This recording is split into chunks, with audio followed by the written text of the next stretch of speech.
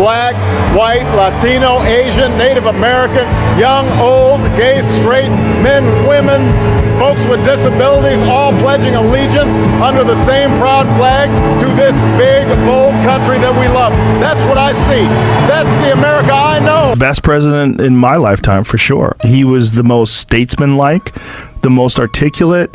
He was the most reasonable and measured, and he embodied in my mind what I would like to represent the United States. No, Obama was not a perfect president, but you know what he never, ever fucking did? He never goddamn embarrassed me. Cool, calm, collected, poised, educated, intelligent, like, oh, I miss my man, I miss him. It bothers Donald Trump, if you haven't figured this out, on a deeply personal, guttural level, that Obama is more educated than him, higher regarded than him, is somebody that no matter where he goes will always receive applause. Meanwhile, he out here getting booed. There's no room Obama could walk into and not get applause or respect.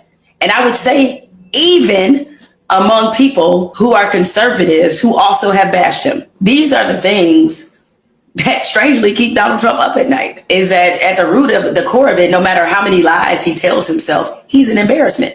And he knows he is.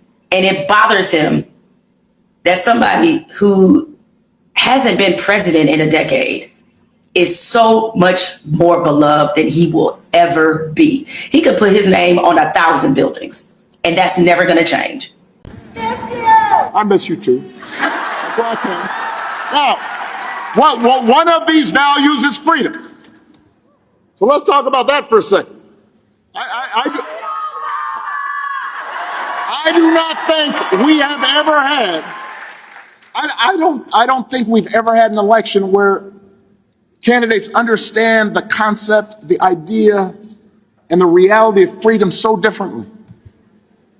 Because for Donald Trump and his cronies, freedom basically means getting away with stuff. It means, well, you know, if I want to bust a union, I can get away with that. Real strength's working hard. Real strength's carrying a heavy load without complaining. Real strength is about taking responsibility for your actions. Real strength is telling the truth even when it's inconvenient. Real strength is about helping those who have less or need some help. Standing up for those who can't always stand up for themselves. That's what we should want in our sons and our daughters. That's what I want to see in the President of the United States. Oh, what a great speaker. I miss him too. Obama was a leader who could speak, and you actually feel some hope. His words were not just noise.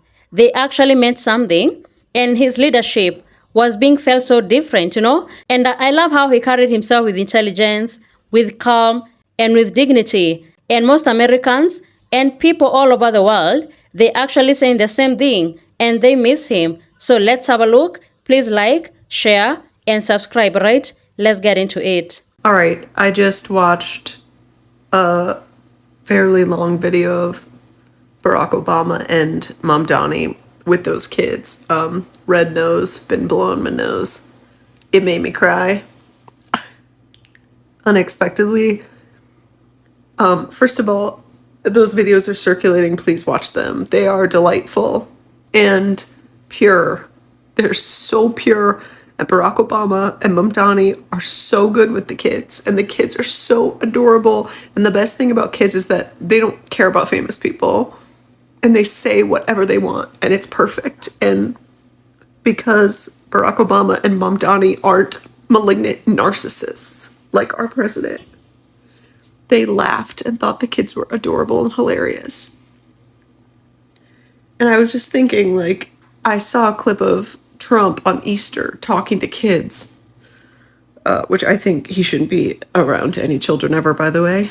And the clip I saw was of him asking them some form of, this is paraphrasing, but do you guys know anyone who voted for Kamala Harris? Because that was a really bad idea, to like 5-year-olds.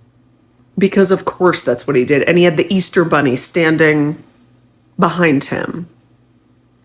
Anyway, this video made me cry because A, I have forgotten what it is like to have leadership that behaves like Barack and Mamdani did in this video with children. This was a child care center in the Bronx. It was so precious and so funny and so sweet. And it was how leaders should behave in situations like that. And I missed that. There's like a huge hole. Anyway, if you see the videos, you need to watch them because they will make you feel good. I mean, also sad because we don't have that right now in the president, and his entire cabinet. But anyway, they are heartwarming and wonderful. There is not a black America and a white America and Latino America and Asian America. There's the United States of America. The pundits like to slice and dice our country into red states and blue states. Red states for Republicans, blue states for Democrats. But I've got news for them too. We worship an awesome God in the blue states, and we don't like federal agents poking around in our libraries in the red state. There is not a liberal America and a conservative America. There is the United States of America. That's not who we are. That's not our idea of America. We don't want masked folks with rifles and machine guns patrolling our streets. That's what happens in other places that we used to scold for doing that. But Obama deported way more people. They called him deporter-in-chief. Obama deported over 3.1 million people. Biden deported over 4.4 million people. Not once did either one need troops in the street in order to get that done. Both also follow the Constitution and gave them due process. They also didn't generalize all Latinos as criminals. They also didn't start going after U.S. citizens. They also didn't start selling their own merchandise or want to become the first dictator in the U.S. I have to make a decision as President of the United States as to what is best. I'm sorry, what's going on? Watch what happened when President Obama suddenly had to pause his conference to save someone's life. Somebody's not feeling good? All right. We can get our doctors back there to help out. Can somebody help out, please, and get Doc Jackson in here? Somebody grabbing our doctor? Thank you, Mr. President, for stopping. Of course. In the meantime, just give her a little room. You guys know where the doctor's office is? Just go through the palm doors, right next to the map room. There he is. All right, there's Doc Jackson. Doctor's in the house. Obama had something that was rare. He understood the weight of leadership. He understood that leadership wasn't just about power. It was about responsibility. It was about how you make people feel, especially in moments of uncertainty.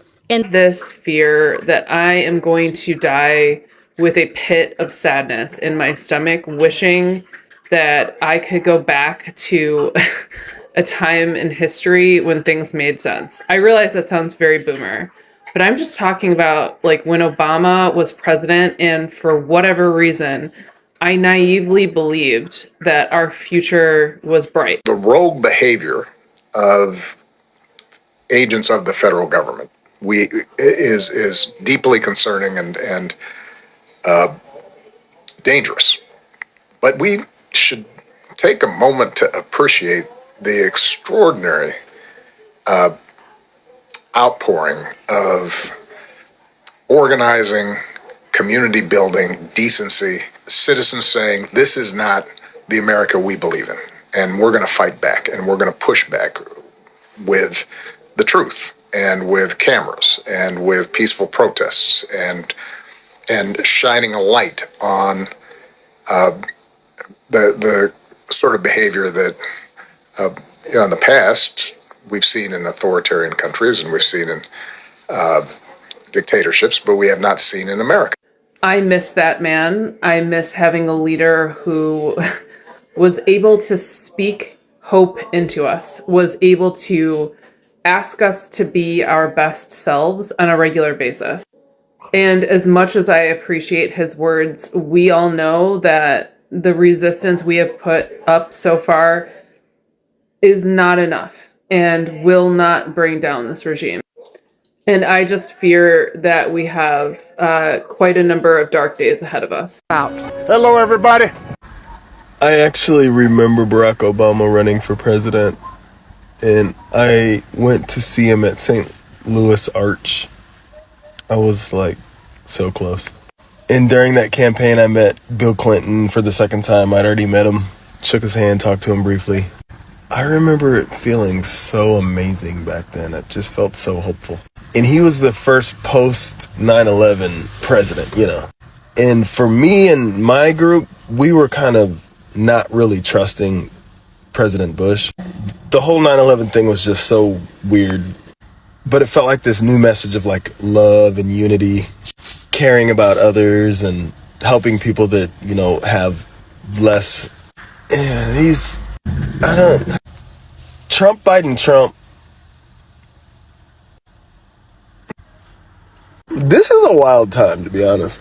Oh, it's nice to see you. It's so good to be here and to see such a wonderful person. Well, you know what? The main thing I want to find out is what do you eat so that I can look as good as you in a few years? Huh? How do you? It's just good genes. Them greens. It's the greens. Cornbread. Oh well. And bacon every I like bacon every morning. And bacon every morning. I'm sure that's what the doctor ordered. I'm so grateful you came to see me. Absolutely. Let me give you a kiss. I wouldn't have missed it for nothing. Thank you. Sometimes I wonder if Obama was still in office, would all the stuff that's happening in the world right now be going on? I see a difference in how much better the world was and things when Obama was president. I really miss him being in the office. We need him back. I just want to know, why do so many people get so upset when I say I consider President Obama as the most presidential president in U.S. history that I know of? Keep in mind, I was not even old enough to vote for him when he first ran for election. So let's just get some context here, okay? In your lifetime, you might think otherwise, but in my lifetime, I consider President Obama as the most presidential president in the history that I've known. And I stand by that. I have a right to my opinion. You have a right to your opinion. That's the way this country works, and that's okay. There's no need to be upset about it. See, y'all should have never gave me the confidence. I mean, here we go, third video of the day. I just wanted to say, me and my coworkers, some of my coworkers, we miss Obama.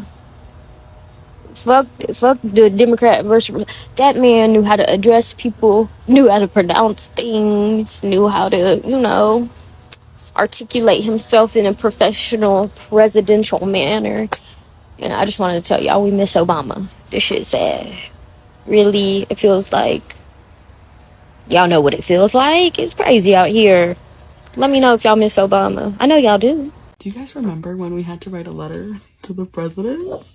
Because I still kept this. I literally kept the whole entire envelope. It has my address, but are you kidding me? The White House. It's like all the students would write a letter and we got like a Dear Student back. It was so cool. I still kept it. It's from 2013. I have a picture of Obama. I have a picture of Bo Obama, their dog. Like, I kept everything. Like, People are missing a leader who could walk in a room and lower the temperature instead of raising it. A leader who don't need to shout to be heard. A leader who could disagree without dehumanizing others, Because let's be honest, right now, things feel more louder, more harsher, and more divided. When people look back at Obama leadership, they remember when times felt more calmer, more stable, and more predictable. His speeches were not just about politics. They were about values, about humanity. You could listen to him and feel like someone was trying to bring people together, and that matters a lot. Because leadership is not just about policies written on paper. It's about the tone. It's about the character.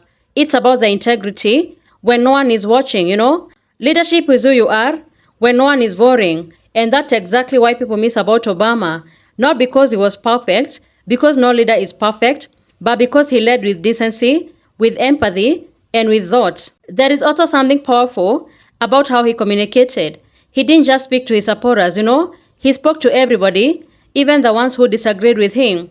He reminded people that democracy isn't just about winning or even losing. It's about working together, even when it feels hard. And today, when everything feels like a constant battle, that message is different.